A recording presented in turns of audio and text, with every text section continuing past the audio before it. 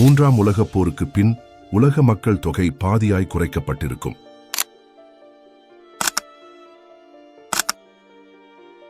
உலகில் உள்ள அனைத்து நாடுகளுக்கும் ஒரே தலைமை முறையில் ஒற்றை ஆட்சி இருக்கும். மக்கள் அனைவரையும் டிஜிட்டல் முறையில் கண்காணிப்பார்கள். கிராமங்கள், மலைகள், மலை பிரதேசம், மலை சார்ந்த கிராமங்கள் இவையாவும் அழிக்கப்பட்டு நகரமயமாக்கலில் மக்களை வசிக்கச் செய்வார்கள். மக்களை மேய்க்கும் அதிகாரத்தில் அதிநவீன AI எனும் செயற்கை நுண்ணறிவு மற்றும் இயந்திரங்கள் இருக்கும். அதிநவீன ட்ரோன்கள் மூலம் கண்காணிப்பு பலப்படுத்தப்பட்டிருக்கும். அனுமதியின்றி மக்கள் வெளியில் நடமாட தடை விதிக்கப்பட்டிருக்கும். நீரும் காற்றும் மாசடைந்திருக்கும். தண்ணீர் மற்றும் காற்று அளவுடன் மட்டுமே வழங்கப்படும் என்ற நிலையில் உலகம் இருக்கும். மின்சாரம் அளவுடன் மட்டுமே பயன்படுத்தும் சூழலும் சில நேரங்களில் மின்சாரம் இல்லாமலும் இருக்கும்.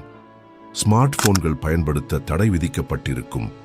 உலக மக்கள் ஒவ்வொரு வீட்டிற்குள்ளும் கேமரா பொருத்தப்பட்டிருக்கும்.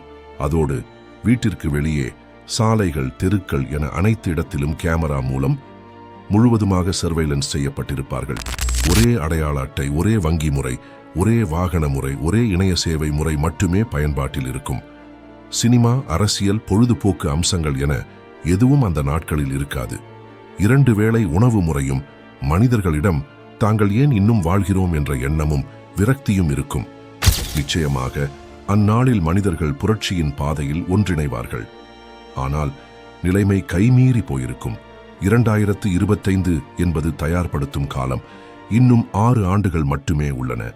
அதன் பின் எந்த ஒரு தயார்படுத்தலும் செய்ய இயலாது.